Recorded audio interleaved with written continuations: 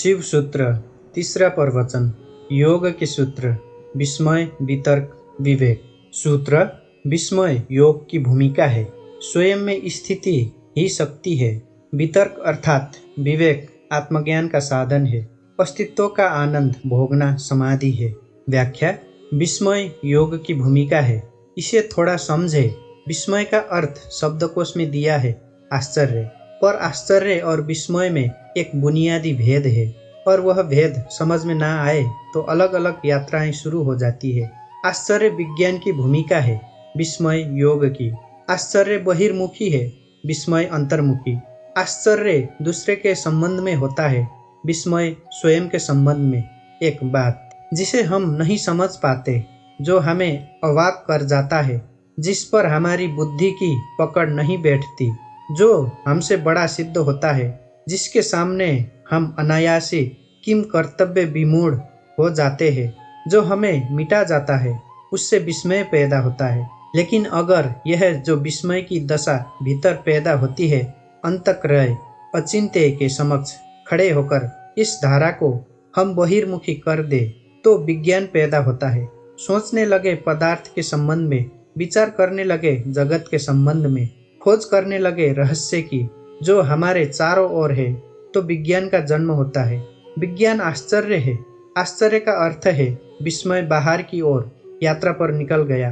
और आश्चर्य और विस्मय में यह भी फर्क है कि जिस चीज के प्रति हम आश्चर्यचकित होते हैं, हम आज नहीं कल उस आश्चर्य से परेशान हो जाएंगे। आश्चर्य से तनाव पैदा होगा, इसलिए आश्चर्य को मिटाने की कोशिश होती है। विज्ञान आश्चर्य से पैदा होता है, फिर आश्चर्य को नष्ट करता है, व्याख्या खोजता है, सिद्धांत खोजता है, सूत्र चाबियां खोजता है, और तब तक चैन नहीं लेता जब तक कि रहस्य मिट न जाए, जब तक कि ज्ञान हाथ में ना आ जाए। जब तक विज्ञान न कह सके कि हमने समझ लिया, तब तक चैन नहीं है। विज्ञान जगत से आश्चर्य को मिटाने में लगा है। अगर विज्ञान सफल हुआ तो दुनिया में ऐसी कोई चीज न रह जाएगी जो आदमी ना कह सके कि हम जानते हैं। इसका अर्थ हुआ कि जगत में कोई परमात्मा ना बचेगा, क्योंकि परमात्मा का अर्थ ही ये होता है कि जिसे तो भी दावा न किया जा सके कि हम जानते हैं, जो हमारे जानने के बाद भी जानने को शेष रह जाए, जिसे जान जान कर भी हम चुकता ना कर पाए, जिसके विस्मय को अंत करने का कोई उपाय नहीं। एक तो ऐसी वस्तु है जिसे हमने जान लिया, उन्हें हम ज्ञात कहे। कुछ ऐसी वस्तुएं हैं जिन्हें हमने जाना नहीं है लेकिन जान लेंगे, उन्हें हम अज्ञात कहे। और कुछ ऐसी भी है इस जगत में जिसे हमने जाना भी नहीं है और हम जान भी न पाएंगे, उसे हम अज्ञेय कहे। परमात्मा अज्ञेय है, वह तीसरा तत्व है। विज्ञान इसलिए परमात्मा को स्वीकार नहीं करता, क्योंकि विज्ञान कहता है कि ऐसा कुछ भी नहीं है जो न जाना जा सके। नहीं जाना होगा हमने अभी तक। हमारे प्रयास कमजोर है, लेकिन आज नहीं कल, केवल समय की बात है, हम जान लेंगे। एक दिन जगत पूरा का पूरा जान लिया जाएगा, जिसमें अनजाना कुछ भी ना बचेगा। आश्चर्य से पैदा होता है और फिर आश्चर्य की हत्या में लग जाता है। इसलिए विज्ञान को मैं पितृघाती कहता हूँ। वह जिससे पैदा होता है उसे मिटाने में लग जाता है। धर्म बिल्कुल विपरीत है। धर्म भी एक आश्चर्य भाव से पैदा होता है।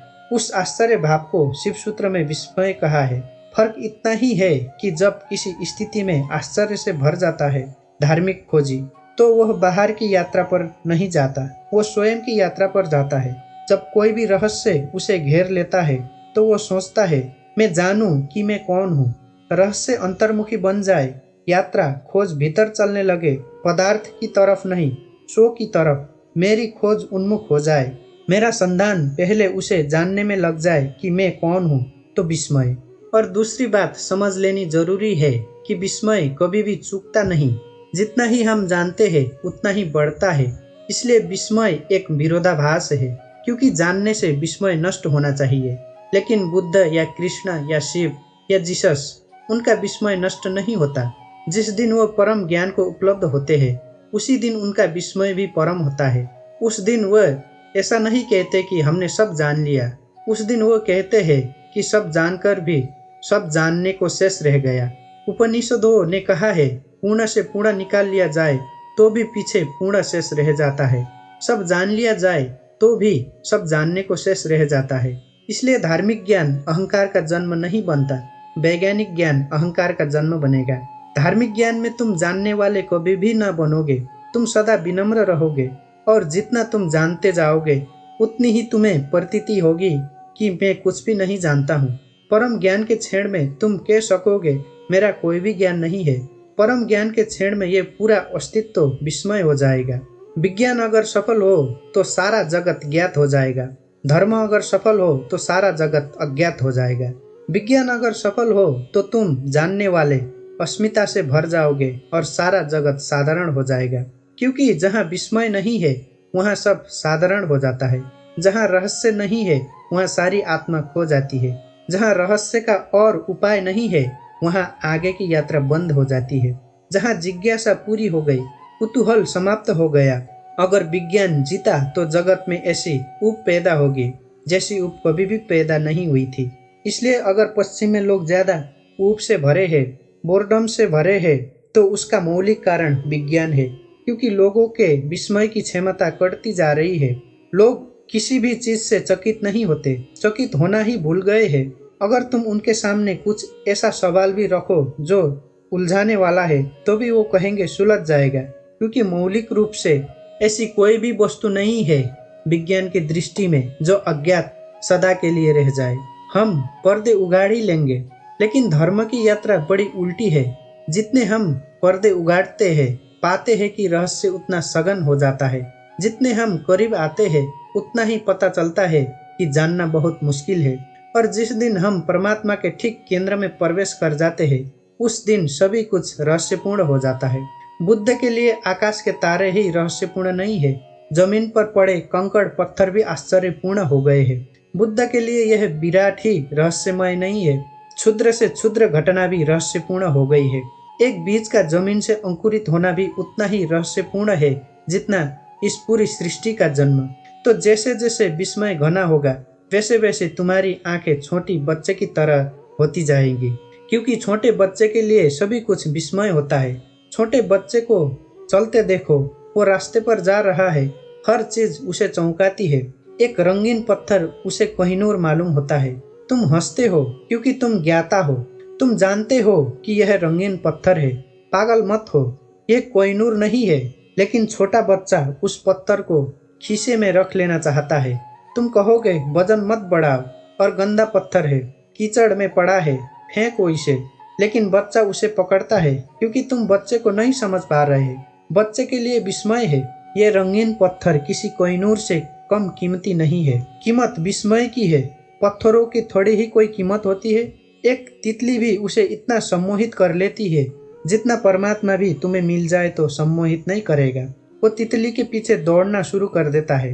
एक छोटे बच्चे की जैसी निर्मल दशा है, ऐसे विस्मय की परम स्थिति में, बुद्धत्व की स्थिति में किसी भी व्यक्ति की हो जाती है। इसलिए जीसस ने कहा है कि जो छोटे बच्चे की तरह सरल होंगे वही केवल मेरे प्रभु के राज्य में प्रवेश कर सकेंगे। जीसस ने वही कहा है जो शिव इस सूत्र में कह रहे हैं, विस्मयो योग भूमि कहा। विस्मय योग का प्रथम चरण है। तब तो बहुत बातें ख्याल में ले लेनी जरूरी है। तुम्हारे पास जितना ज्ञान होगा उतनी ही योग की भूमिका मुश्किल हो जाएगी। तुम्हें जितना दम होगा कि मैं जानता हूँ उतना ही तुम योगी ना हो पाओगे। जितने शास्त्र तुम्हारे चित्त पर भरी होंगे उतना ही तुम्हारा विस्मय नष्ट हो गया। एक पंडित को पूछो परमात्मा के संबंध में तो वो ऐसे उत्तर देता है जैसे परमात्मा कोई उत्तर देने की बात हो, जैसे कि कोई उत्तर दिया जा सकता हो। पंडित को पूछो, उसके पास उत्तर रेडीमेड है, तुमने पूछा भी नहीं था, उसके पास उत्तर तैयार था। परमात्मा भी उसे अवाक नहीं करता, उसके पास सूत्र सब निश्चित है, वो तत्क्षण समझा देता है। लेकिन बुद्ध के पास जाओ, पूछो परमात्मा के संबंध में, बुद्ध चुप रह जाते हैं। शायद तुम ही सोचकर लौट आओ, क्योंकि बहुत से पंडित बुद्ध के पास से यही सोचकर लौट गए कि यह आदमी चुप रह गया। इसका मतलब है इसे पता नहीं है, और यह आदमी इसलिए चुप रह गया है कि विस्मय तो द्वार है। तुम अगर थोड़े समझदार होते तो तुम रुक गए होते इस आदमी के पास जिसने उत्तर नहीं दिया, और तुमने इस आदमी को समझने की कोशिश की होती, इसकी आंखों में झांका होता, इसके सत्संग में, इसकी सानिध्य में तुम रहे होते, क्योंकि इसे कुछ स्वाद मिल गया है और वह स्वाद इतना बड़ा है कि शब्द उसे कह नहीं सकते। और इसे कोई ऐसा दर्शन हुआ है जो उत्तर नहीं बनाया जा सकता। प्रश्न और उत्तर स्कूली बच्चों की बात है। तुम्हारा प्रश्न ही बेहुदा है। परमात्मा के संबंध में कोई प्रश्न नहीं पूछ सकता। विराट के संबंध में कोई प्रश्न कैसे पूछा जा सकता है? विराट के संबंध में तो प्रश्न उत्तर दोनों गिर जाते हैं। तुम्हारा प्रश्न क्षुद्र है, इसलिए बुद्ध चुप रह गए हैं। लेकिन तुम शायद ये सोचकर लौटोगे कि इस आदमी को पता होता तो जवाब देता। इसने जवाब नहीं दिया, इसे पता नहीं है। तुम पंडित को पहचानते हो क्योंकि तुम्हारा सिर भी शब्दों से भरा है। तुम ज्ञानी को न पहचान पाओगे क्योंकि ज्ञानी विस्मय से भरा है और तुम्हारा विस्मय नष्ट हो गया है। जगत में बड़ी सी बड़ी दुर्घटना है और वो है विस्मय का नष्ट हो जाना। जिस दिन तुम्हारा विस्मय नष्ट हो जाता है उसी दिन तुम्हारे छुटकारे का उपाय मुश्किल हो गया। जिस दिन तुम्हारा विस्मय नष्ट हुआ उसी दिन तुम्हारा बाल हृदय मर गया, जड़ हो गया, तुम बूढ़े हो गए। क्या अब भी तुम चौंकते हो? क्या जीवन तुम्हें प्रश्न बनाता है? क्या चारों तरफ से पंछियों की आवाजें, झरनों का शोरगुल, हवाओं का वृक्ष से गुजरना तुम्हारे लिए किसी पुलक से भर जाता है? तुम आह्लादित हो जाते हो? तुम जीवन को चारों तरफ देखकर अवाक होते हो? नहीं, क्योंकि तुम्हें सब पता है कि ये पंछियों की आवाज है, ये शोरगुल हवाओं का वृक्ष में। तुम्हारे पास हर चीज के उत्तर है। उत्तरों ने तुम्हें मार डाला है। तुम ज्ञान के पहले ज्ञानी हो गए हो। विस्मयो योग भूमि कहा। और जो व्यक्ति योग में प्रवेश करना चाहे, विस्मय उसके लिए द्वार है। अपने बचपन को वापस लौटाओ, फिर से पूछो, फिर से कुतूहल करो, फिर से जिज्ञासा जगाओ, तो तुम्हारे भीतर जहाँ जहाँ जीवन से स्रोत सूख गया है फिर हरे हो जाएंगे। जहाँ जहाँ पत्थर अड़ गए हैं वहाँ वहाँ झरना फिर प्रकट हो जाएगा। तुम फिर से आंख खोलो और चारों तरफ देखो। सब उत्तर झूठे हैं क्योंकि सब तुम्हारे उत्तर उधार है। तुमने खुद कुछ भी नहीं जाना है, लेकिन तुम उधार ज्ञान से ऐसे भर गए हो कि तुम्हें प्रतीति होती है कि मैंने जान लिया। विस्मय को जगाओ। तुम्हारे आसन प्राणायाम से कुछ भी ना होगा जब तक विस्मय न जग जाए, क्योंकि आसन प्राणायाम सब शरीर के हैं। ठीक है, शरीर शुद्धि होगी, शरीर स्वस्थ होगा, लेकिन शरीर की शुद्धि और शरीर का स्वास्थ्य तुम्हें कोई परमात्मा से ना मिला देगा। विस्मय मन की शुद्धि है। विस्मय का अर्थ है मन सभी उत्तरों से मुक्त हो गया। विस्मय का अर्थ है तुमने हटा दिया उत्तरों का कचरा। तुम्हारा प्रश्न फिर नया और ताजा हो गया और तुमने अपने अज्ञान को समझा। विस्मय का अर्थ है तुम्हें पता नहीं है। पांडित्य का अर्थ है मुझे पता है। जितना तुम्हें पता है उतना ही तुम गलत हो। जब तुम सरल भाव से कहते हो मुझे कुछ भी पता नहीं है, यह सारा जगत अज्ञात है। जो भी मुझे पता है वो भी काम चलाऊ है। मैंने अभी कुछ भी नहीं जाना। ऐसी प्रतीति जितनी गहरी तुम्हारी हृदय में बैठ जाएगी। तुमने योग का पहला कदम उठाया, फिर दूसरे कदम आसान है, लेकिन अगर पहला कदम ही चूक जाए तो फिर तुम कितनी ही यात्रा करो उसका कुछ हल नहीं होता, क्योंकि जिसका पहला कदम गलत पड़ा वह मंजिल पर नहीं पहुंच सकेगा। पहला कदम जिसका सही है उसकी आधी यात्रा पूरी हो गई और विस्मय पहला कदम है। थोड़ा गौर से देखो, तुम्हारे पास ज्ञान है। तुम भी थोड़े गौर से देखोगे तो समझ लोगे ज्ञान नहीं है, सब कचरा है। इकट्ठा कर लिया है शास्त्र से, गुरुओं से, संतों से, और उसे तुम बहुमूल्य थाती की तरह संजोए बैठे हो। उसने तुम्हें कुछ भी नहीं दिया, सिर्फ तुम्हारे विस्मय की हत्या कर दी। तुम्हारा विस्मय तड़प रहा है, मरा हुआ पड़ा है। अब तुम चौंकते नहीं, अब तुम्हें कोई भी चीज चौंकाती नहीं। एक ईसाई फकीर हुआ, इकहार्ट। उसने एक बड़ी अनूठी बात कही है। उसने कहा, संत वो है जिसे हर चीज चौंकाती है, हर चीज छोटी सी छोटी घटनाएं जिसे चौंका देती है। पानी में पत्थर गिरता है, आवाज होती है, लहरें उड़ती है, संत को चौंका देती है। ये इतना विस्मयपूर्ण है, इतना रहस्यपूर्ण है। संत श्वास लेता है, जीता है, यह भी काफी चौंकाने वाला है। इकहार्ट रोज सुबह की प्रार्थना में परमात्मा को कहता था, आज फिर सुबह हुई, आज फिर सूरज उगा, तेरी लीला अपार है। ना उगता तो क्या करते, क्या उपाय था? आदमी विवश है। इकहार्ट कहता, आज सांस आती है, कल ना आए, क्या करूँगा? तुम सांस ले तो नहीं सकोगे, श्वास तुम्हारे बस में तो नहीं है। इतने पास है श्वास, फिर भी तुम इसके मालिक नहीं हो। गई बाहर और ना लौटी तो नहीं लौटेगी। इतने पास जो है उसके भी हम ज्ञाता और मालिक नहीं है, और ख्याल हमें यह है कि हम सब कुछ जानते हैं। तुम्हारे सब जानने ने ही तुम्हें मारा। इस कचरे को हटा दो और हल्के हो जाओ। तत्क्षण तुम्हारी आंखें जब ज्ञान से ना भरी होंगी तब रहस्य से भर जाएंगी। उस रहस्य की अंतर यात्रा का नाम विस्मय है, बहिर्यात्रा का नाम आश्चर्य है। अगर उस रहस्य को तुमने पदार्थों पर लगा दिया तो तुम एक वैज्ञानिक हो जाओगे। अगर उस रहस्य को तुमने स्वयं की सत्ता पर लगा दिया तो तुम एक महायोगी हो जाओगे। और दोनों के परिणाम भिन्न होंगे, क्योंकि आश्चर्य हिंसात्मक है, विस्मय अहिंसात्मक है। आश्चर्य जिस तरफ लग जाता है उसी को तोड़ने लगता है, विश्लेषण करता है, क्योंकि आश्चर्य में एक बेचैनी है, विस्मय में एक रस है।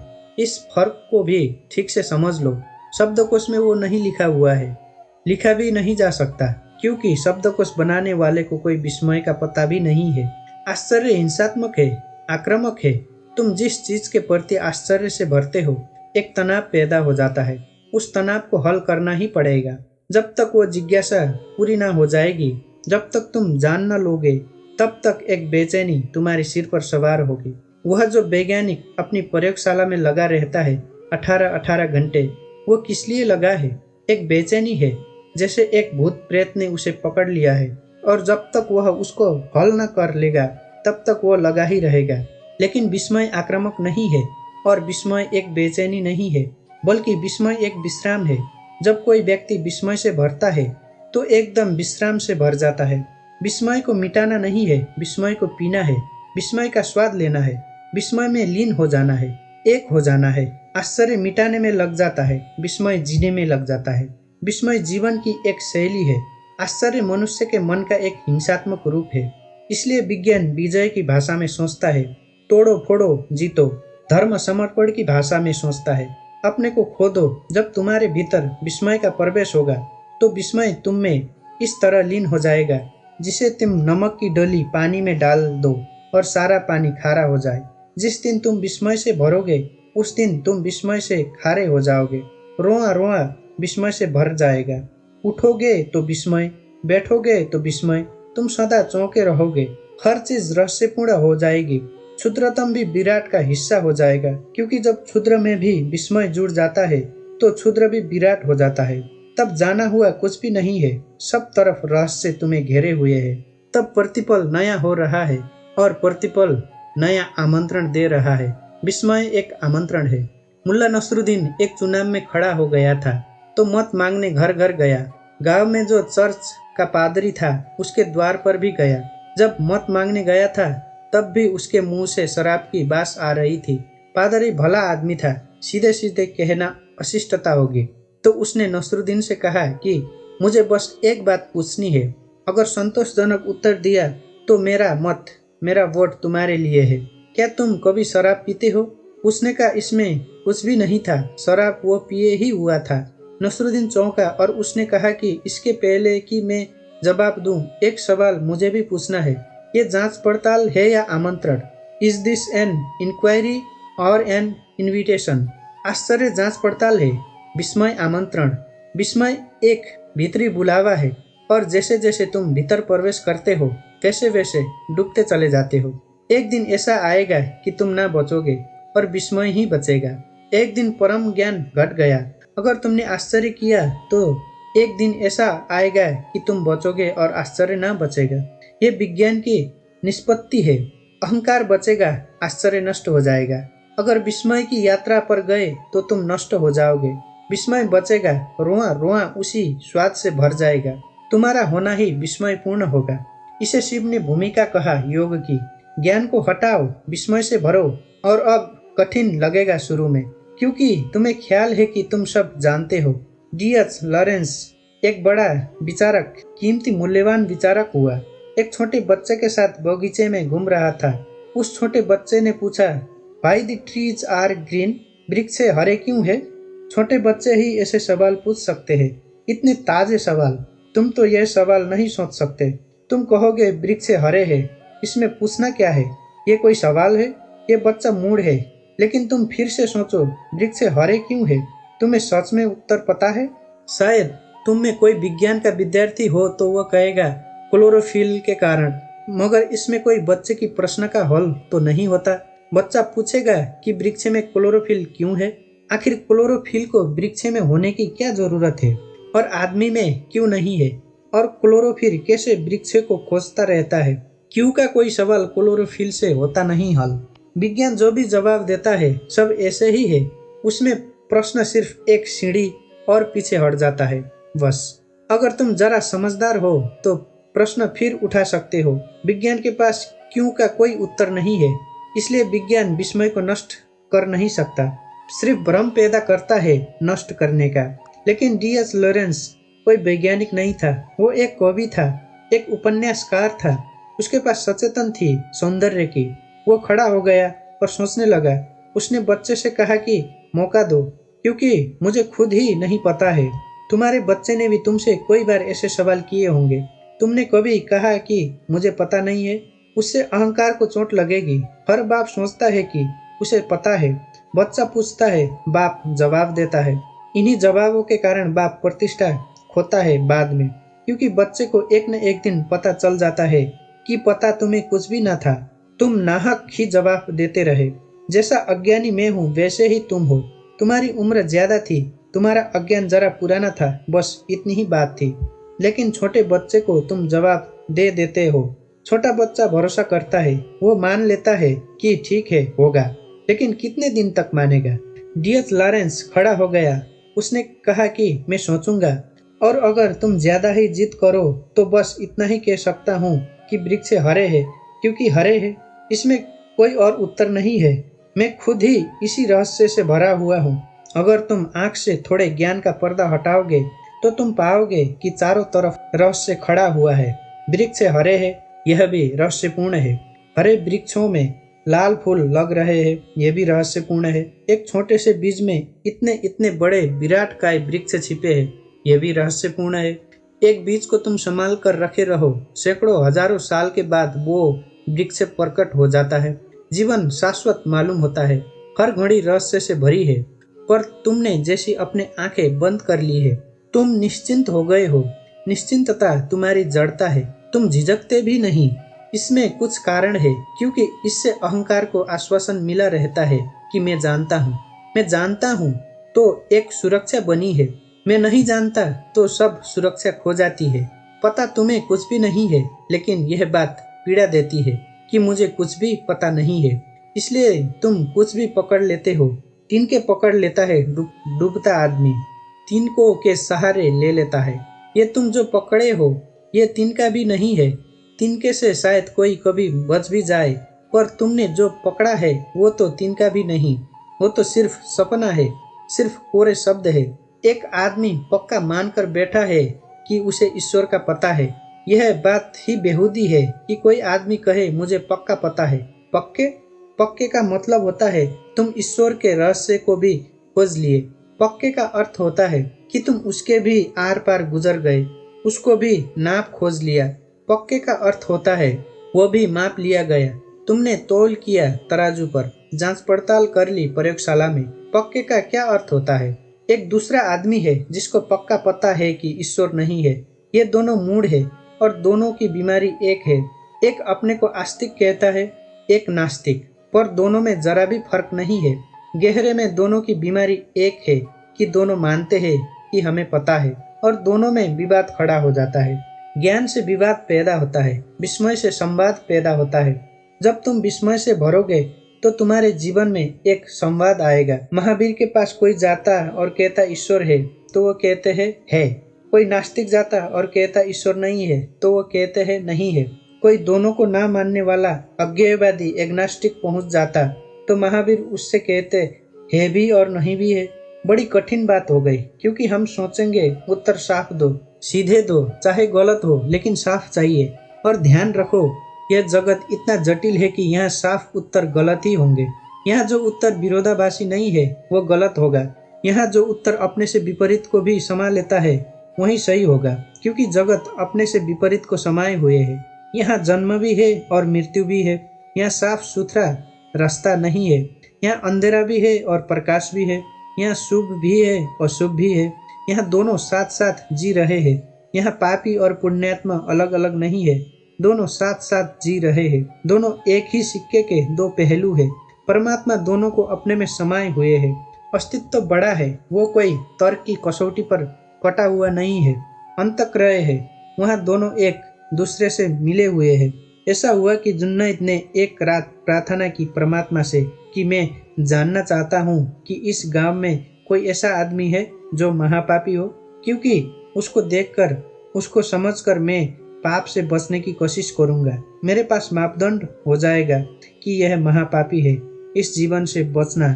आवाज आई कि तेरा पड़ोसी। हैरान हुआ जुन्नैद। उसने कभी सोचा भी ना था कि उसका पड़ोसी और महापापी साधारण आदमी था, काम धंधा करता था, दुकान चलाता था। महापापी का तो उसने सोचा भी ना था।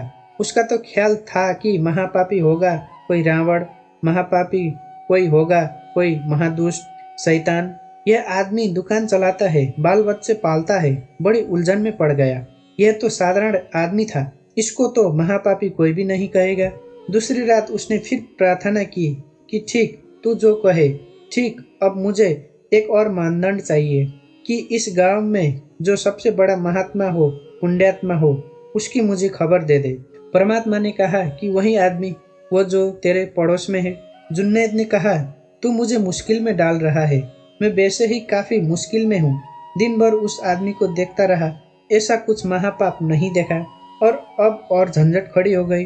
पुण्यात्मा भी वही है। तो आवाज आई, मेरी दुनिया में दोनों जुड़े हैं। सिर्फ बुद्धि तोड़कर चीजों को देखती है। यहाँ बड़े से बड़े संत के पीछे भी छाया पड़ती है। यहाँ बड़े से बड़े पापी के चेहरे पर भी रोशनी है। इसलिए तो यह संभव होता है कि पापी चाहे तो संत हो जाए, संत चाहे तो पापी हो जाए। इतनी आसानी से बदलाहट इसलिए तो संभव है कि दोनों छिपे हैं एक में ही। अंधेरा और उजेला अलग अलग नहीं है, रात और दिन जुड़े हैं।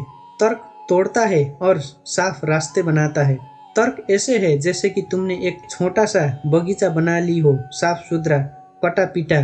जीवन जंगल की तरह है, वहाँ कुछ साफ सुथरा नहीं है।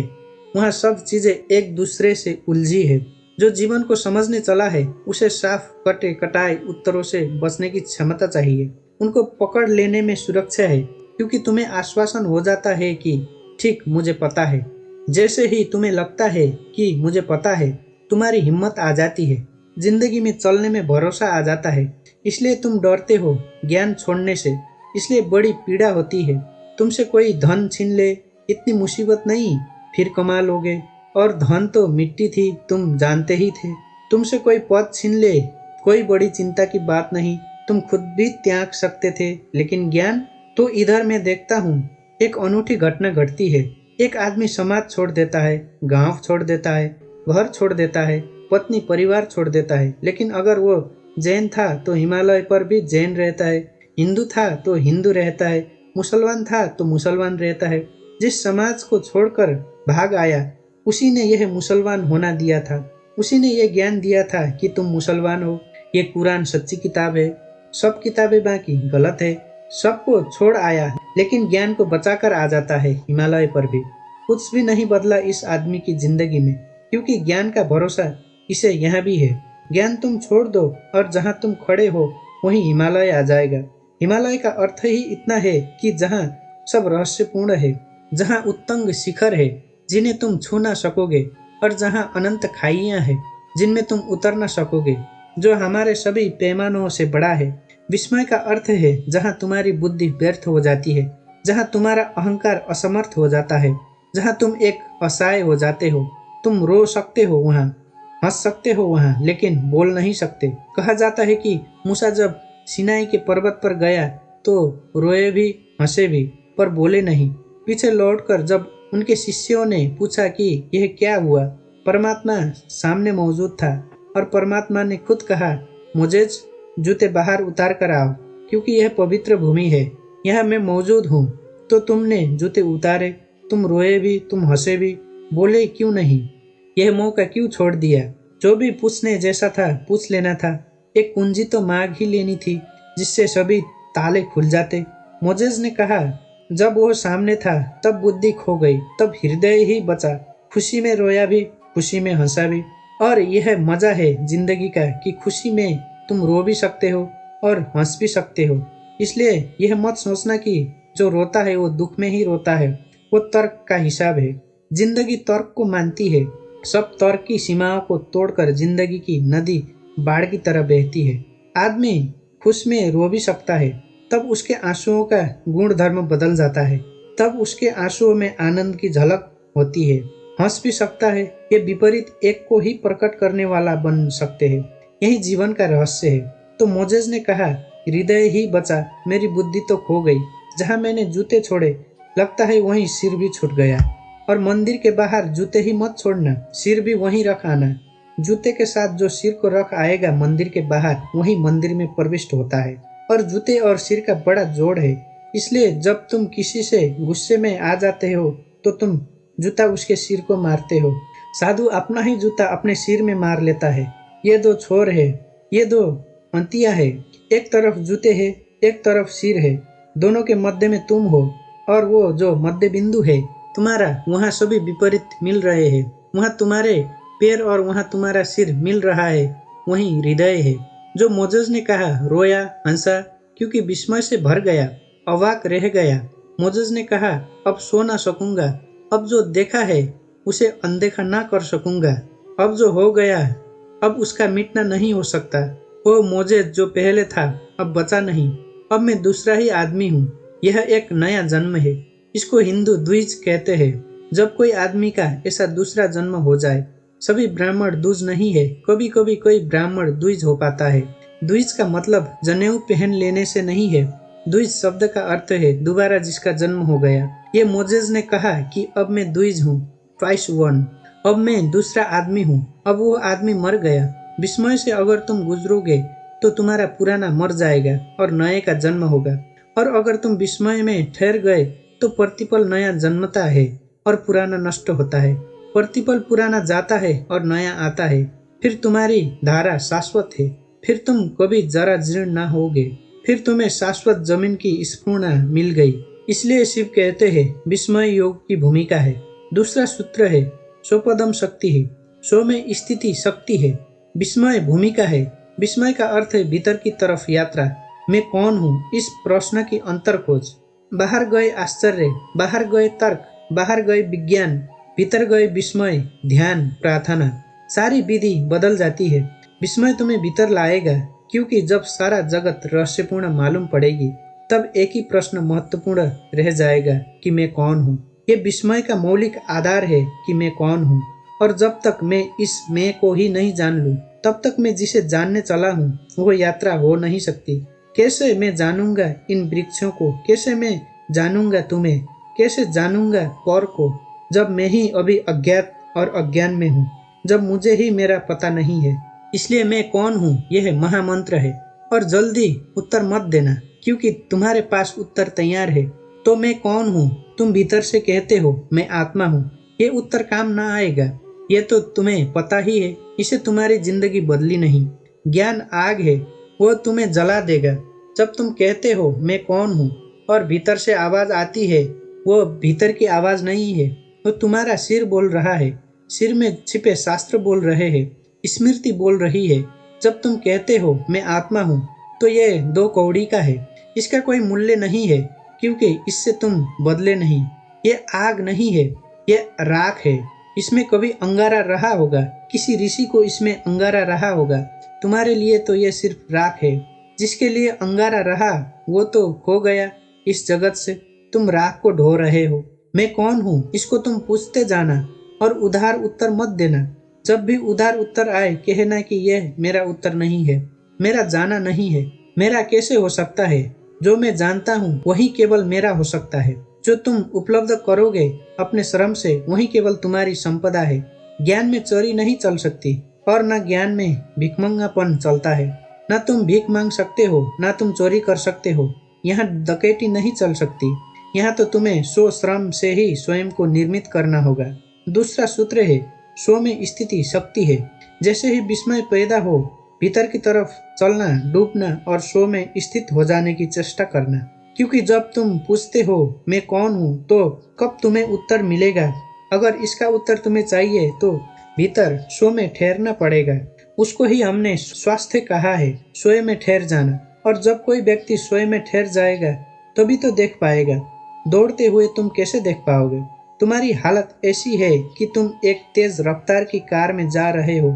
एक फूल तुम्हें खिड़की से दिखाई पड़ता है तुम पूछ भी नहीं पाते यह क्या है कि तुम आगे निकल गए।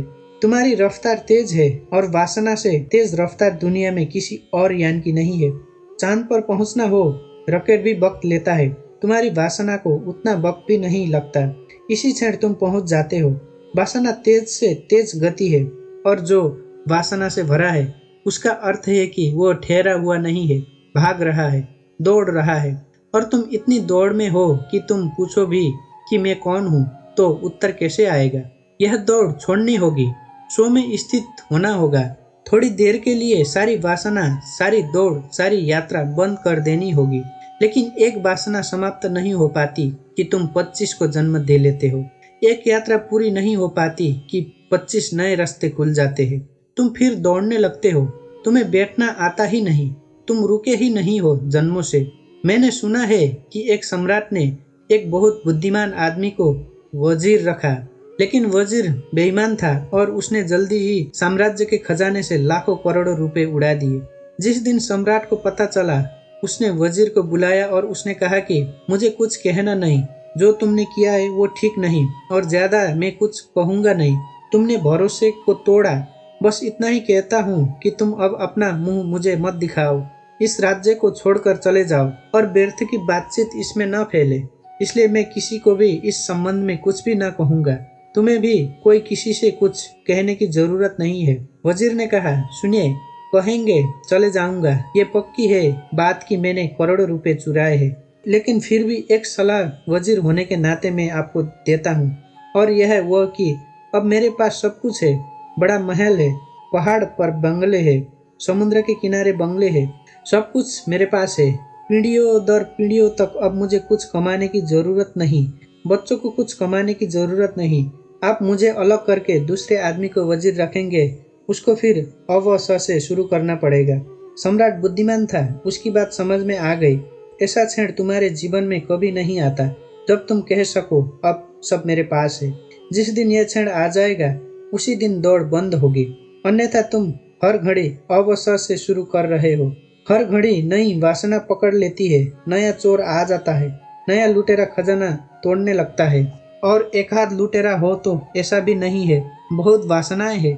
तुम एक साथ बहुत दिशाओं में दौड़ रहे हो, तुम एक साथ बहुत सी चीजों को पाने की कोशिश कर रहे हो। तुमने कभी बैठकर यह भी नहीं सोचा कि उनमें से कोई चीजें तो विपरीत है, उनको तो तुम पा ही नहीं सकते, क्योंकि तुम एक को पाओगे तो दूसरी खो जाएगी, दूसरी को पाओगे तो पहली खो जाएगी। मुल्ला नसरुद्दीन मरता था तो उसने अपने बेटे को कहा कि अब मैं तुझे 2 बातें समझा देता हूँ, मरने के पहले ही तुझे कहे जाता हूँ, इन्हें ध्यान में रखना। 2 बातें हैं, एक ऑनेस्टी ईमानदारी और दूसरी है विजडम बुद्धिमानी। तो दुकान तू संभालेगा, काम तू संभालेगा। दुकान पर तख्ती लगी है, honesty is the best policy, ईमानदारी सबसे अच्छी नीति है, इसका पालन करना। कभी किसी को धोखा मत देना, कभी वचन भंग मत करना, जो वचन दे उसे पूरा करना। बेटे ने कहा, ठीक। दूसरा क्या है? बुद्धिमानी, उसका क्या अर्थ है? नसरुद्दीन ने कहा, भूल कर भी किसी को वचन मत देना। बस ऐसा ही विपरीत बटा हुआ जीवन है, ईमानदारी भी और बुद्धिमानी भी, दोनों संभालने की कोशिश है। वचन पूरा करना ईमानदारी का लक्ष्य है, वचन कभी मत देना बुद्धिमानी का लक्ष्य है। इधर तुम चाहते हो कि तुम्हें लोग संत की तरह पूजे और उधर तुम चाहते हो कि तुम पापी की तरह मजे भी लूटो। बड़ी कठिनाई है। इधर तुम चाहते हो कि राम की तरह तुम्हारे चरित्र का गुणगान हो, लेकिन उधर तुम रावण की तरह दूसरे की स्त्रियों को भगाने में तत्पर हो। तुम असंभव संभव करना चाहते हो। तुम होना तो रावण जैसे चाहते हो, प्रतिष्ठा राम की जैसी चाहते हो। बस तब तुम मुश्किल में पड़ जाते हो। तब विपरीत दशाओं में तुम्हारी यात्रा चलती है और अंततः तुम लक्ष्य बना लेते हो। उन सब में तुम बढ़ जाते हो, टुकड़े टुकड़े हो जाते हो। जीवन के आखिर में तुम पाओगे कि जो भी तुम लेकर आए थे वो खो गया। एक बहुत बड़ा जुआरी हुआ, बहुत समझाया पत्नी ने, परिवार ने, मित्रों ने, लेकिन सुना नहीं। धीरे धीरे सब खो गया। एक दिन ऐसी हालत आ गई कि सिर्फ 1 रुपया घर में बचा। पत्नी ने कहा, अब तो चौंको, अब तो संभालो। पति ने कहा, जब इतना सब चला गया और 1 रुपया ही बचा है तो आखिरी मौका मुझे और दे। कौन जाने 1 रुपये से भाग्य खुल जाए। जुआरी सदा ऐसे ही सोचता है।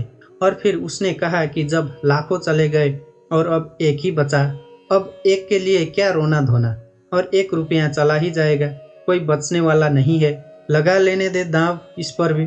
पत्नी ने भी सोचा कि अब जब सभी चला गया है, एक ही बचा है, एक कोई टिकने वाला वैसे भी क्या है, सांझ के पहले खत्म हो जाएगा, तो ठीक है, तू जा, अपनी आखिरी इच्छा भी पूरी कर ले। जुआरी गया जुए के अड्डे पर, बड़ा चकित हुआ, हर बाजी जीतने लगा। 1 के 1000 हुए, 1000 के 10,000 हुए, 10,000 के 50,000 हुए, 50,000 के लाख हो गए, क्योंकि वह इकट्ठे ही दांव पर लगाता गया। फिर उसने लाख भी लगा दिए और कहा बस अब यह आखिरी हल हो गया। फिर उसने लाख भी लगा दिए और कहा अब ये आखिरी हल हो गया सब, और वह सब हार गया। वो घर लौटा। पत्नी ने पूछा क्या हुआ? उसने कहा 1 रुपया चला गया, क्योंकि तुम वही खो सकते हो जो तुम लेकर आए थे, लाख की क्या बात करनी। उसने कहा 1 रुपया खो गया, कोई चिंता की बात नहीं, वो दांव खराब गया। पर उसने ये बात ना कही कि लाख हो गए थे। ठीक ही किया, क्योंकि जो तुम्हारे नहीं थे उनके खोने का सवाल भी क्या है। मरते वक्त तुम पाओगे जो आत्मा तुम लेकर आए थे वो तुम गवा कर जा रहे हो, बस एक खो जाएगा। बाकी तुमने जो गवाया, जोड़ा, मिटाया, बनाया, उसका कोई बड़ा हिसाब नहीं है। अंतिम हिसाब में उसका कोई मूल्य नहीं है। तुमने लाखों जीते हो तो भी मौत के वक्त तो वो सब छूट जाएंगे, हिसाब एक का रह जाएगा, वो एक तुम हो। और अगर तुम उस एक में ठहर गए तो तुम जीत गए, अगर तुम उस एक में आ गए रम गए। इसके लिए शिव कह रहे हैं 100 में स्थिति शक्ति है। तुम दुर्बल हो, दीन हो, दुखी हो, उसका कारण यह नहीं है कि तुम्हारे पास रुपए कम है, मकान नहीं है, धन दौलत नहीं है। तुम दीन हो, दुखी हो, क्योंकि तुम स्वयं में नहीं हो। स्वयं में होना ऊर्जा का स्रोत है। वहाँ ठहरते ही व्यक्ति महा ऊर्जा से भर जाता है। जीसस से किसी ने पूछा कि मैं क्या करूं? मैं बहुत दीन हूँ, गरीब हूँ, दुखी हूँ। जीसस ने कहा तू कुछ और मत कर, पहले परमात्मा के राज्य को खोज ले, शेष सब अपने आप पीछे चला आएगा। एक को खोज लेने से शेष सब पीछे चला आता है, और एक को गंवा देने से सब गंवा दिया जाता है। वो एक तुम हो और वही तुम्हारी संपदा है, क्योंकि उसी को लेकर तुम आए हो। और आखिरी हिसाब में यही पूछा जाएगा कि जो तुम लेकर आए थे उसे बचा सके या उसको भी गंवा दिए। 100 में स्थिति शक्ति है, 100 पदम शक्ति है। अपने में ठहर जाना, महाशक्तिवान हो जाना है। महाशक्तिवान तो तुम हो, लेकिन तुम ऐसे हो जैसे कि किसी बाल्टी में 1000 छेद हो और कोई कुएं से पानी भर रहा हो। पानी भरता हुआ दिखाई पड़ता है हर बार, क्योंकि जब बाल्टी पानी में डूबी रहती है, बिल्कुल भरी रहती है, जैसे ही बाल्टी पानी से ऊपर उठती है तुम खींचना शुरू करते हो कि 1000 मार्गों से पानी गिरना शुरू हो जाता है। जब तक बाल्टी ऊपर आती है तब तक उसमें कुछ भी नहीं बचता। 1000 वासनाएं तुम्हारे 1000 छेद है, उनसे तुम्हारी ऊर्जा खोती है। जब तक तुम सपना देखते हो तब तक बाल्टी भरी है, जब तक तुम कामना करते हो तब तक बाल्टी भरी है। जैसे ही कामना को कृत्य में लाते हो, जैसे ही खींचना शुरू करते हो कुएं से बाल्टी को, जैसे ही सपने को सत्य बनाने की कोशिश करते हो, ऊर्जा खोनी शुरू हो जाती है। हाथ आते तक बाल्टी हाथ आती है, 1000 छेद हाथ में आ जाते हैं। पानी की एक बूंद नहीं आती, प्यास उतनी की उतनी रह जाती है। हर बार खींचते हो, बड़ा शोरगुल मचाते हो कुएं में, और लगता है पानी चला आ रहा है, तूफान आ रहा है, हाथ कुछ भी नहीं आता। हर बार तुम खाली हाथ लौटते हो, लेकिन वासना बड़ी अद्भुत है। एक मछली मार को कोई राहगीर पूछता था कितनी मछलियां पकड़ी। सांझ होने के करीब थी, सुबह से बैठा था बांसी को डाले। ये राहगीर कई बार वहां से निकला और देख गया था, आखिर उससे न रह गया। उसने पूछा कितनी पकड़ी? उस मछली मार ने कहा जिस एक को मैं पकड़ने की अभी कोशिश कर रहा हूँ यह, और अगर 2 और पकड़ ली तो 3 होंगी। अभी पकड़ी एक भी नहीं है, जिसको पकड़ रहा हूँ यह एक, और 2 और तो 3 होंगी। तुम हमेशा इस मछली मार की हालत में हो, जिसको पकड़ रहे हो यह एक, और 2 अभी सपने में है, और यह भी अभी सत्य नहीं हुई है, और हिसाब 3 का है, और तुम बड़े प्रसन्न हो रहे हो। जब भी बाल्टी हाथ में आती है तुम पाते हो फिर खाली आ गई। और ध्यान रहे जितनी बार तुम डालते हो कुएं में, छेद उतने बड़े हो जाते हैं। इसलिए बच्चे प्रसन्न मालूम होते हैं, बूढ़े बिल्कुल उदास मालूम होते हैं। उनकी बाल्टी छेद ही छेद हो गई है, कितनी बार डाल चुके, निकाल चुके। सब छेद बड़े हो गए, लेकिन फिर भी पुरानी आशा मरती नहीं।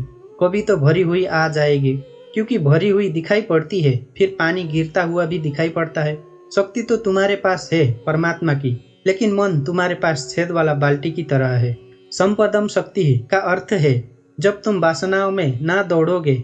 एक वासना गिरी, एक छेद बंद हुआ, वासनाएं गिर गई, सारे छेद खो गए, और तब तुम्हें किसी और कुएं में बाल्टी डालने की जरूरत नहीं।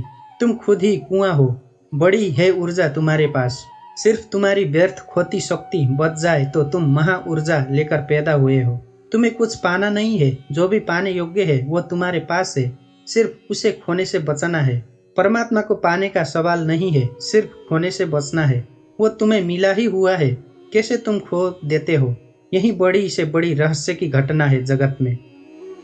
तीसरा सूत्र है वितर्क, अर्थात विवेक से आत्मज्ञान होता है। एक एक सूत्र कुंजी की तरह है। पहला विस्मय, विस्मय मोड़ेगा स्वयं की तरफ। दूसरा स्वयं में ठहरना, ताकि तुम महा ऊर्जा को उपलब्ध हो जाओ। लेकिन कैसे तुम स्वयं में ठहरोगे, उसकी कुंजी तीसरे सूत्र में है। विवेक, वितर्क, आत्मज्ञानम। यह वितर्क शब्द समझ लेने जैसा है। तर्क तो हम जानते हैं, तर्क विज्ञान के हाथ है। वो आश्चर्य को काटने की तलवार है। तर्क काटता है, विश्लेषण करता है, तर्क बाहर जाता है, वितर्क भीतर जाता है। वो काटता नहीं, जोड़ता है। तर्क विश्लेषण है, एनालिसिस। वितर्क संश्लेषण है, सिंथेसिस। फरीद हुआ एक फकीर। एक भक्त उसके पास एक सोने की कैंची ले आया। बड़ी बहुमूल्य थी, हीरे जवाहरात लगे थे, और उसने कहा कि मेरे परिवार में यह चली आ रही है सदियों से, करोड़ों का दाम है इसका। अब मैं इसका क्या करूं? आपके चरणों में रख जाता हूं। फरीद ने कहा, तू इसे वापस ले जा। अगर तुझे कुछ भेंट ही करना है तो एक सुई डोरा ले आना, क्योंकि हम तोड़ने वाले नहीं, जोड़ने वाले हैं। कैंची काटती है, अगर भेंट ही करना हो एक सुई डोरा ले आना। तर्क कैंची की तरह है, काटता है। हिंदुओं में गणेश तर्क के देवता है, इसलिए चूहे पर बैठे है। चूहा यानी कैंची, वो काटता है। चूहा जीवित कैंची है, वो काटता ही रहता है। गणेश उस पर बैठे हैं, वो तर्क के देवता है। और हिंदुओं ने खूब मजाक किया गणेश का। उन्हें देखकर अगर तुम्हें हंसी ना आए तो हैरानी की बात है। आती नहीं तुम्हें, क्योंकि तुम उनसे भी आश्वस्त हो गए हो कि वो ऐसे है, अन्यथा वो हंसी योग्य है। गणेश के शरीर को ठीक से देखो, वो सब ढंग से बेढंग है। सिर भी अपना नहीं है, वो भी उधार है। तार्किक के पास सिर उधार होता है, बहुत बड़ा है, हाथी का है, लेकिन अपना नहीं है। उधार सिर हाथी का भी हो तो किसी काम का नहीं, वो तुम्हें सिर्फ कुरूप करेगा। भारी भरकम शरीर है, चूहे पर सवार है। वो भारी भरकम शरीर देखने का ही है, सवार तो चूहे की है। कितना ही बड़ा पंडित हो, लेकिन सवार चूहे की है। वो कैंची, तर्क। फरीद ने ठीक कहा कि अगर भेंट ही करना हो एक सुई धागा दे जाना, क्योंकि हम जोड़ते हैं। वितर्क जोड़ने की कला है। वितर्क शब्द का अर्थ होता है विशेष तर्क। साधारण तर्क तोड़ता है, विशेष तर्क जोड़ता है। बुद्ध, महावीर, शिव, लाओ त्से वो भी तर्क करते हैं, लेकिन उनका तर्क वितर्क है। एक और तर्क है जिसको हम कुतर्क कहते हैं। 3 तरह की संभावनाएं हैं। तर्क तोड़ता है, विश्लेषण करता है, लेकिन लक्ष्य उसका बुरा नहीं है, आश्चर्य को हल करना है। उसे तोड़ने में रस नहीं है। तोड़ना प्रक्रिया है, लक्ष्य तो किसी सिद्धांत की उपलब्धि है, जिससे कि आश्चर्य समाप्त हो जाए, चीजें साफ सुथरी हो जाए। लक्ष्य सृजनात्मक है तर्क का। लेकिन जब तर्क का कोई लक्ष्य ही नहीं होता और सिर्फ तोड़ना ही लक्ष्य हो जाता है, जब मजा मारने में ही आने लगता है, तब हम उसे कुतर्क कहते हैं। तर्क पागल हो जाए तो कुतर्क हो जाता है। विक्षिप्त अवस्था है तर्क की, तब वह पागल हो जाता है, तब वो तोड़ने में लग जाता है, तब कोई और लक्ष्य नहीं रह जाता, नष्ट करना ही रसपूर्ण हो जाता है। वितर्क तर्क की अंतरयात्रा है। तुम यहाँ तक आए हो घर से चलकर, तो नजर, तुम्हारी दृष्टि, तुम्हारी दिशा इस तरफ रही है, मेरी तरफ रही है। पीठ घर की तरफ हो गई थी। यहाँ से जब तुम लौटोगे घर की तरफ, रास्ता वही होगा। रास्ते में क्या फर्क पड़ना है, रास्ता वही होगा, सिर्फ दिशा बदल जाएगी। पीठ मेरी तरफ होगी, मुंह घर की तरफ होगा। तर्क और वितर्क में रास्ता तो वही है, इसलिए उसको वितर्क कहते हैं, विशेष तर्क। रास्ता तो वही है, लेकिन दिशा बदल गई। पहले तर्क दूसरे की तरफ जा रहा था, पदार्थ की तरफ, अब अपनी तरफ आ रहा है, घर की तरफ। और दिशा बदलने से सारा का सारा गुण धर्म बदल जाता है। दूसरे की तरफ जाता था, तो तोड़कर ही जाना जा सकता था, क्योंकि दूसरे में प्रवेश करना हो तो तोड़कर ही प्रवेश हो सकता है और कोई उपाय नहीं है। अगर तुम मेडिकल कॉलेज में जाओ तो वहां तुम विद्यार्थियों को काटते हुए पाओगे। मेंढक को काट रहे हैं क्योंकि उसके भीतर जानना है, और तो कोई उपाय भी नहीं। मेंढक को काट कर ही भीतर जाना जा सकता है, लेकिन खुद के भीतर जानना हो तो काटने की तो कोई भी जरूरत नहीं है, क्योंकि तुम भीतर मौजूद ही हो। दूसरे को जानना हो तो तोड़कर जानना पड़ेगा, मारकर जानना पड़ेगा, क्योंकि उसके भीतर प्रवेश का और कोई रास्ता नहीं है। स्वयं को जानना हो तो तोड़ने और मारने का कोई सवाल नहीं, वहां तो तुम मौजूद ही हो। स्वयं को जानना हो तो सिर्फ आंख बंद कर लेनी काफी है। आंख बंद करने का नाम ध्यान है। बाहर से ध्यान हट जाए, भीतर चलने लगे तो तर्क वितर्क हो जाता है। वितर्क का ही दूसरा नाम विवेक है, होश, अवेयरनेस। और यह विवेक या वितर्क संश्लेषण की प्रक्रिया है। जैसे जैसे तुम भीतर आते हो वैसे वैसे तुम इकट्ठे हो जाते हो। ऐसा समझो कि एक वर्तुल है, बड़ी उसकी परिधि है, वर्तुल के मध्य में उसका केंद्र है। अगर तुम परिधि पर दो बिंदु बनाओ तो दूर होंगे, फिर दोनों बिंदुओं से तुम दो रेखाएं खींचना शुरू करो केंद्र की तरफ, तो जैसे जैसे दोनों रेखाएं केंद्र के करीब आएंगी वैसे वैसे पास आने लगेंगी, और पास और पास। और जब केंद्र पर दोनों आ जाएंगी तो एक ही रेखा रह जाएगी, दो नहीं, केंद्र पर मिल जाएंगी। अगर इन्हीं दो रेखाओं को तुम परिधि के बाहर फैलाते चले जाओ तो ये दूर होती जाएंगी, और दूर और दूर और दूर। अनंत आकाश में इनकी अनंत दूरी हो जाएगी। तुम्हारे भीतर से जब तुम बाहर की तरफ जाते हो तो चीजें एक दूसरे से दूर हो जाती है, फासला बढ़ता जाता है। इसलिए हजार तरह के विज्ञान पैदा हो गए हैं, होंगे ही, क्योंकि फासला बड़ा होता जाता है। रोज नए विज्ञान पैदा हो रहा है, क्योंकि जैसे जैसे हम आगे बढ़ते हैं और फासला हो जाता है। अब वैज्ञानिक बहुत परेशान है, क्योंकि वो कहते हैं क्योंकि एक विज्ञान की भाषा दूसरे की समझ में नहीं आती, और अब ऐसा एक भी आदमी पृथ्वी पर नहीं है जो सभी विज्ञान को समझता हो, जो सभी के बीच कोई संश्लेषण कर ले।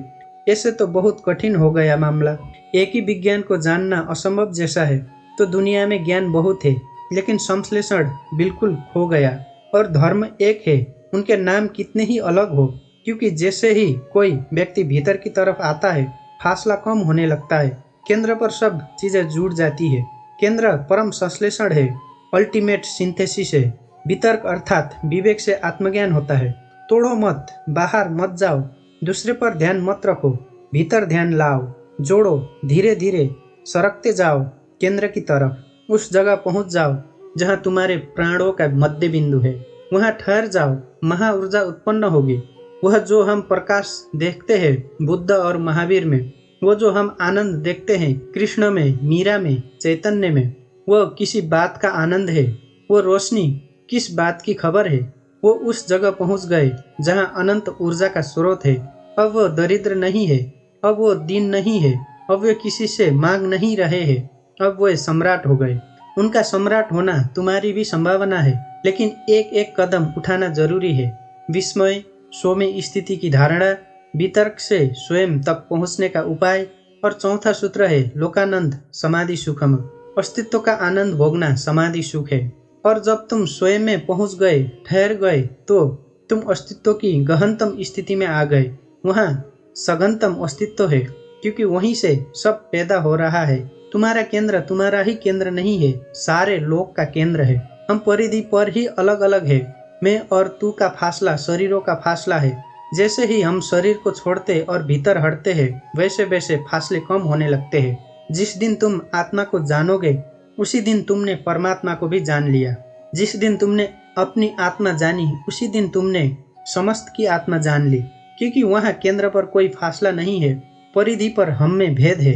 वहाँ भिन्नताएं है, केंद्र में हम में कोई भेद नहीं है। वहाँ हम सब एक अस्तित्व रूप है। शिव कहते हैं उस अस्तित्व को स्वयं में पाकर समाधि का सुख उपलब्ध होता है। समाधि सुखम, इस शब्द को समझ लेना जरूरी है। तुमने बहुत से सुख जाने हैं, कभी भोजन का सुख, कभी स्वास्थ्य का सुख, कभी प्यास लगी तो जल से तृप्ति का सुख, कभी शरीर भोग का सुख, संभोग का सुख। तुमने बहुत सुख जाने हैं, लेकिन इन सुखों के संबंध में एक बात समझ लेनी जरूरी है, और वह यह कि उन सुखों के साथ दुख जुड़ा हुआ है। अगर तुम्हें प्यास न लगे तो पानी पीने की तृप्ति भी ना होगी। प्यास की पीड़ा तुम झेलने को राजी हो तो पानी पीने का मजा तुम्हें आएगा।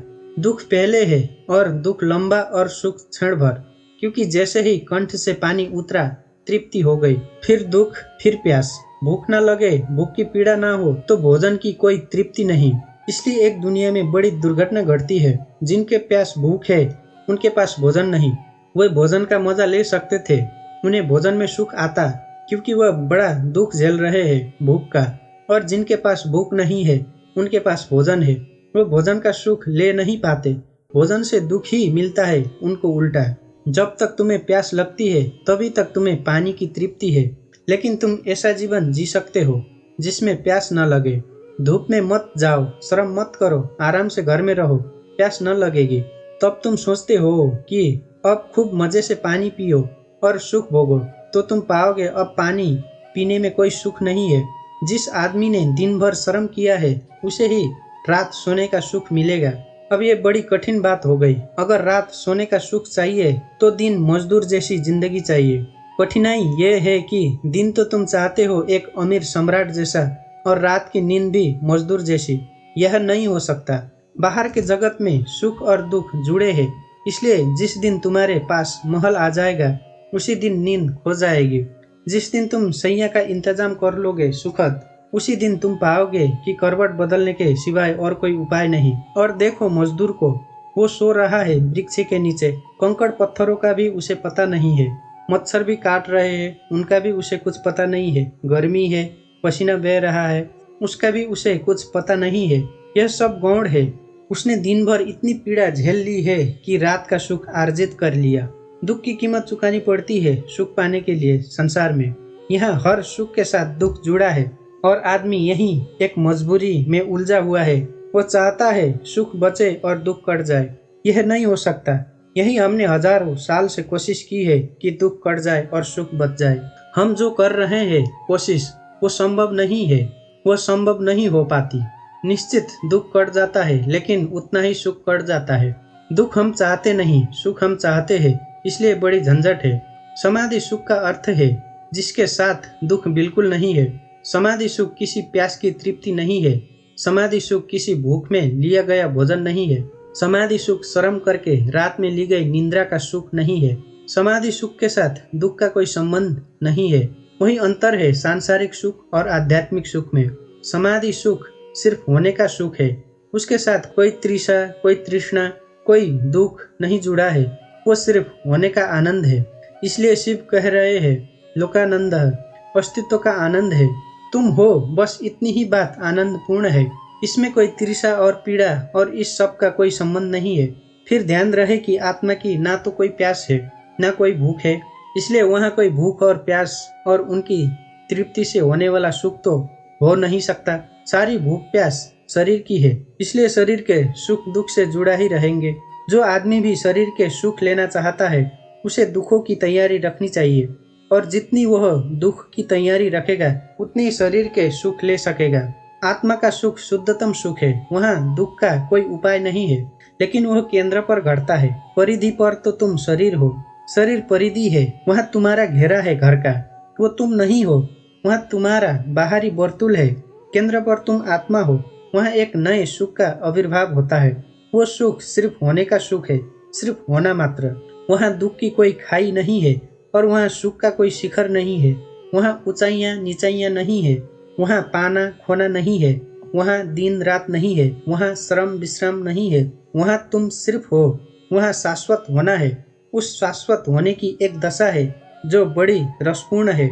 उस रस में कभी विघ्न नहीं पड़ता, इसलिए उसे संत सनातन शाश्वत कहते हैं, नित्य कहते हैं। उस रस में कभी भी बाधा नहीं आती। कबीर ने कहा है, वहाँ अमृत रस झरता ही रहता है, एक सा एक रस। यहाँ भी वर्षा होती है, लेकिन उस वर्षा के लिए गर्मी का होना जरूरी है।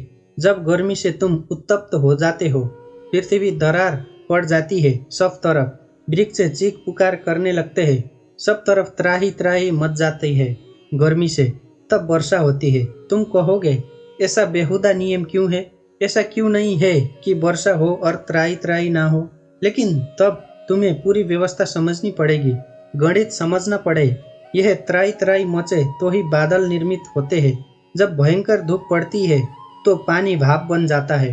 जब पानी भाप ना बने तो वर्षा नहीं हो सकती। तो जब पानी भाप बन जाएगा, आकाश में बादल सघन होंगे, और जब बादल इतने सघन हो जाएंगे कि उनको बरसना ही पड़ेगा, तभी वर्षा होगी। तो वर्षा के पहले भयंकर गर्मी जरूरी है। आत्मा के जगत में विपरीतता नहीं है, वहाँ द्वंद्व नहीं है, इसलिए हम उसे निर्द्वंद अद्वैत इन शब्दों से पुकारते हैं। वहाँ एक है, वहाँ दो नहीं है। पर तब तुम्हें समझना बहुत कठिन हो जाएगा कि वहाँ किस तरह का सुख होगा, क्योंकि ऐसा तो तुम्हें कोई सुख पता नहीं है जिसके साथ दुख ना जुड़ा हो।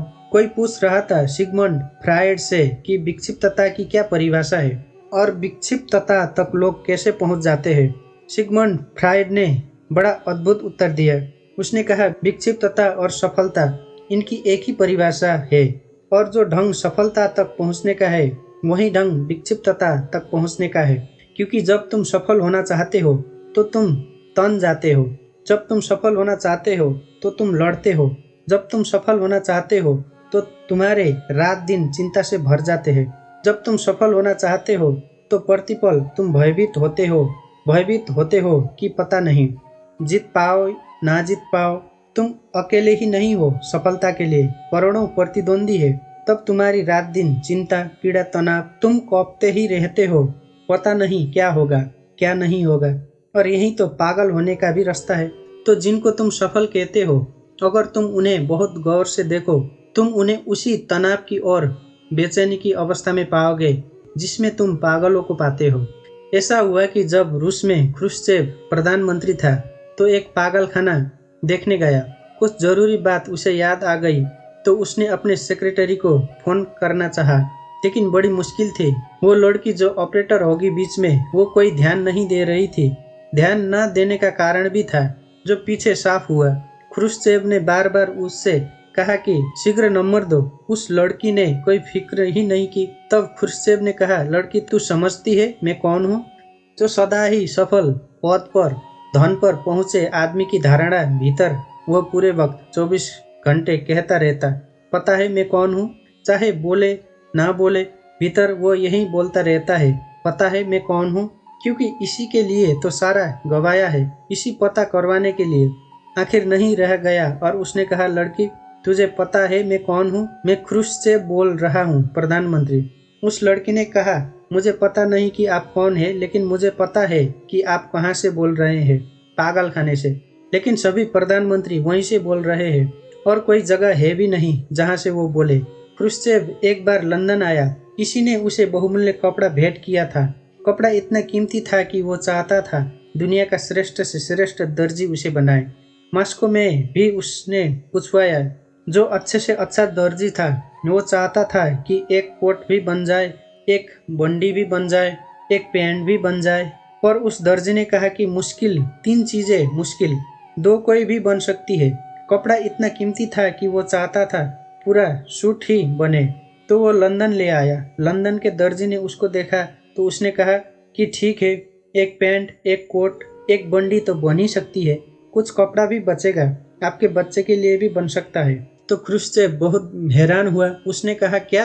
अरे मैंने अपने दर्जी को पूछा, मॉस्को में हद कर दी उस बेईमान ने। वो कह रहा था कि इसमें बस 2 ही चीजें बन सकती है। तो लंदन के दर्जी ने कहा, आप उस पर नाराज ना हो, मॉस्को में आप बहुत बड़े आदमी है, ज्यादा कपड़ा लगेगा। लंदन में आप ना कुछ है। आदमी पूरे जीवन जिन जिन सुखों की खोज में, सफलताओं की, महत्वाकांक्षाओं की खोज में होता है, उनके साथ साथ उतने दुख झेलने की तैयारी में से गुजरना पड़ता है, और वो दुख तोड़ जाते हैं। इसके पहले कि तुम सफल हो, तुम करीब करीब असफल हो जाते हो। संसार में सफल कोई होता नहीं है, क्योंकि यहाँ सफलता की कीमत में इतनी गहरी विक्षिप्तता झेलनी पड़ती है, इतना पागलपन झेलना पड़ता है। जब तक सफलता हाथ में आती है, हाथ में आने योग्य नहीं रह जाती। समाधि का सुख बिल्कुल भिन्न है। वहाँ मूल्य तुम्हें चुकाना नहीं है, क्योंकि जो तुम पाने चले हो वो अभी मौजूद है इसी वक्त। वो कोई भविष्य नहीं है कि जिसके लिए तुम्हें यात्रा करनी पड़े, चलना पड़े, मेहनत करनी पड़े। वो अभी मौजूद है, इसी वक्त मौजूद है। वो तुम्हें मिला ही हुआ है। वो तुम्हारी स्वभाव सिद्ध संपदा है और उसकी कीमत में कोई दुख नहीं है। लेकिन तब उसका स्वाद कैसा होगा तुमने जो भी सुख जाने हैं उनमें से किसी से भी उसका स्वाद का पता नहीं चल सकता, क्योंकि उन सब में दुख मिश्रित है। तुमने जो जो अमृत जाना है, चखा है, उस सब में जहर पड़ा हुआ है, क्योंकि शरीर के साथ ये होगा ही। शरीर में जन्म और मृत्यु दोनों जुड़ी है, अमृत और जहर दोनों पड़े हैं। शरीर से तुम जो भी सुख जानोगे उसमें दुख रहेगा ही, लेकिन आत्मा सिर्फ अमृत है, उसमें कोई मृत्यु नहीं, वो शाश्वत है, वहाँ विपरीत नहीं है, वो सिर्फ जीवन है, शुद्ध जीवन। इसलिए तुमने जो भी सुख चखे हैं उनकी तिक्तता, उनकी कड़वाहट छोड़ दो, उनकी तिक्तता को बिल्कुल हटा दो, तो तुम कल्पना शायद थोड़ी सी कर पाओ। तुमने जो भी सुख जाने हैं उन सब में से उनका विपरीत जो दुख का हिस्सा है वो अलग कर दो, तो थोड़ी सी तुम्हें झलक कल्पना में आ सकती है, लेकिन वो झलक भी पक्की खबर ना देगी, क्योंकि परिधि पर सिर्फ झलकें मिलती है। क्योंकि तुम कितना ही सोचो, जो तुमने नहीं चखा है उसके तुम परते और धारणा न बना सकोगे, चलना ही पड़ेगा। ये सूत्र बड़े कीमती है। विस्मय से भरो, मुड़ो सो की ओर, स्वयं में ठहरो ताकि महा ऊर्जा तुम्हें उपलब्ध हो जाए। जीवन तुम्हारा हो, परम जीवन।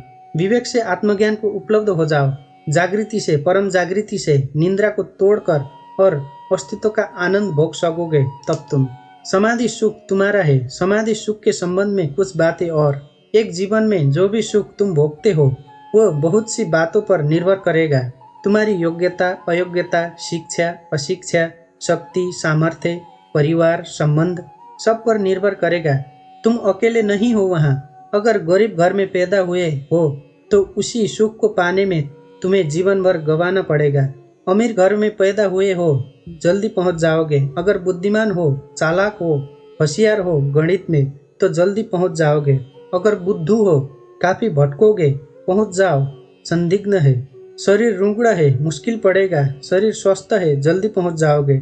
संयोगिक है, हजार बातों पर निर्भर है, लेकिन समाधि सुख किसी बात पर निर्भर नहीं है, अनकंडीशनल है, बेशर्त है। न तुम्हारी बुद्धि पर, न तुम्हारे शरीर पर, न तुम्हारी योग्यता अयोग्यता पर, न तुम्हारी शिक्षा, परिवार पर, सुंदर कुरूप, स्त्री पुरुष, किसी बात पर निर्भर नहीं। शूद्र ब्राह्मण, हिंदू मुसलमान, किसी बात पर निर्भर नहीं। जवान वृद्ध, किसी बात पर निर्भर नहीं। बेशर्त सुख है, क्योंकि वो तुम्हारी संपदा है, वो तुम्हारे पास है ही, तुम उसे लेकर ही पैदा हुए हो। तुमने उस तरफ ध्यान नहीं दिया, बस इतनी ही बात है। तुमने विस्मरण किया है, तुमने खोया नहीं है। सिर्फ आंख लौटाओ, मुड़ो पीछे की तरफ और अपने को देख लो। तो ऐसा कुछ नहीं कि बुद्धिमान ज्यादा समाधि सुख पालेंगे, बुद्धू वंचित रह जाएंगे, ऐसा कुछ भी नहीं है। बेपढ़े लिखे भी वहां पहुंच जाते हैं, कबीर भी वहां पहुंच जाता है, निपट गंवार बुद्ध भी वहां पहुंचते हैं, और जब दोनों पहुंच जाते हैं तो जरा भी फर्क नहीं है। समाधि सुख जीवन का स्वरूप है। तुम्हारी बाहरी परिधि काली है या गोरी, स्वस्थ या सुंदर, रुंगड़ा, गौर रुंगड़ा, तुम्हारी बुद्धि में बहुत से शब्द पड़े हैं कि थोड़े, शास्त्र तुमने ज्यादा जाने कि कम, इस सब से कोई भी संबंध नहीं। तुम्हारा होना पर्याप्त है, तुम हो इतना काफी है। इसलिए समस्त ध्यान शुद्ध होने की खोज है। जहाँ तुम शरीर को भी भूल जाओगे, मन को भी भूल जाओगे, वहीं तुम्हें आत्मा का समाधि सुख, अस्तित्व का आनंद उपलब्ध होना शुरू हो जाएगा। किसी भांति बस इतना ही करो कि थोड़े देर को शरीर तुम्हें स्मरण न रहे, मन स्मरण न रहे। जैसे ही शरीर और मन का विस्मरण होगा, आत्मा का स्मरण होगा। जब तक तुम्हें शरीर और मन का स्मरण रहेगा, आत्मा का स्मरण न रहेगा, क्योंकि शरीर और मन बाहर, आत्मा भीतर। तुम दोनों की तरफ एक साथ ना देख सकोगे, एक की तरफ ही देख सकोगे। इस समाधि शिविर में तुमने अगर इतना ही किया कि थोड़े देर को, एक क्षण को भी शरीर और मन भूल जाए, तो तुम्हें समाधि सुख का स्वाद मिल जाएगा। और एक बार स्वाद मिल जाए बस काफी है, फिर तुम्हारी जिंदगी दूसरी हो गई। पहला स्वाद ही कठिन है। एक दफा गर्दन मुड़ जाए फिर तो तुम जान ही लिए तरकीब, फिर तुम्हारे हाथ में है। फिर तुम जहाँ भी गर्दन मोड़ लोगे वहीं तुम देख लोगे। पहली गर्दन का मोड़ना ही सारा श्रम लेता है। एक बार कुंजी हाथ में आ गई फिर तुम मालिक हो। फिर जब चाहा तब तुम मजे से संसार में घूमो। तुम्हारी समाधि सुख को कोई छीन न सकेगा। तुम दुकान पर बैठो, तुम समाधि सुख में रहोगे। तुम बाजार में रहो, तुम समाधि सुख में रहोगे। एक बात घटना शुरू होगी कि जो तुम्हारी बाहर सुखों की बड़ी दौड़ है वो अपने आप क्षीण होती जाएगी, क्योंकि जब महान सुख हाथ में आ जाए तो क्षुद्र सुखों की चिंता कौन करता है। जब हीरे जवाहरात हाथ में आ जाए तो कंकड़ पत्थर आदमी अपने आप फेंक देता है, उन्हें फिर त्यागना नहीं पड़ता। इसलिए मैं निरंतर कहता हूँ, ज्ञानी कभी कुछ त्यागता नहीं। जो व्यर्थ है वो छूट जाता है। अज्ञानी त्यागते हैं क्योंकि त्याग उन्हें कष्टपूर्ण है। उन्हें सार्थक का तो कोई पता नहीं है और व्यर्थ को छोड़ने की कोशिश करते हैं। मन पकड़ता है क्योंकि मन कहता है अभी इसको छोड़ दे रहे हो। जो हाथ में है और जो हाथ में नहीं है उसका क्या भरोसा, वो है भी या नहीं ये भी संदिग्ध है। तो मैं तुमसे कुछ भी त्यागने को नहीं कहता, मैं तुमसे सिर्फ उसका स्वाद लेने को कहता हूँ। वो स्वाद तुम्हारे जीवन में महात्याग हो जाएगा। उस स्वाद के बाद तुम्हें दिखाई खुद ही पड़ जाएगा कि क्या व्यर्थ है। और जो व्यर्थ है उसे कोई भी नहीं पकड़ता, उसे तो लोग अपने आप ही छोड़ने लगते हैं। सुना है मैंने, बंगाल में एक संत हुए, युक्तेश्वर गिरी। एक धनी समृद्ध व्यक्ति उनके पास आया और कहने लगा, आप महात्यागी है। गिरी खिलखिलाकर हंसने लगे और उन्होंने अपने शिष्य से कहा कि देखो, ये खुद आदमी महात्यागी है और मुझे महात्यागी कहता है। तू मुझको मत फंसा। वो आदमी चौंका, उसने तो प्रशंसा में कहा था। शिष्य भी चौंके क्योंकि गिरी त्यागी थे, इसमें कोई संदेह ही न था। शिष्य ने कहा, हम समझे नहीं, वो आदमी ठीक ही तो कहता है। गिरी ने कहा, ऐसे समझो कि हीरा पड़ा है और पत्थर पड़ा है।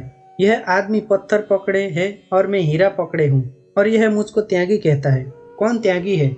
महावीर त्यागी है कि तुम? बुद्ध त्यागी है कि तुम? तुम ही त्यागी हो, क्योंकि कचरे को पकड़े हो, समाधि सुख को छोड़ रहे हो और व्यर्थ क्षुद्र परिधि पर घटने वाले दुख मिश्रित घटनाएं, जहाँ कुछ भी शुद्ध नहीं है, जहाँ सभी अशुद्ध है, जहाँ सभी बासा है, उच्छिष्ट है, उसे तुम पकड़े बैठे हो। संसारी महात्यागी है, लेकिन संसारी सन्यासियों को त्यागी समझते हैं। उनको लगते हैं सन्यासी त्यागी। सच में तो ये दया करते हैं कि बेचारे सब छोड़ दिया, कुछ भोगा नहीं।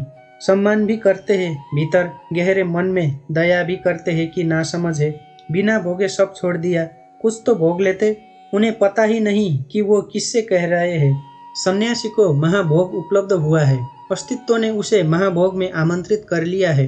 तुमसे मैं छोड़ने को नहीं कहता, तुमसे मैं जानने को कहता हूँ, स्वाद लेने को कहता हूँ। वही स्वाद तुम्हारे जीवन में धीरे धीरे जो व्यर्थ है उसका कटना हो जाएगा। व्यर्थ छूट ही जाता है, उसे छोड़ना नहीं पड़ता। आज इतना ही।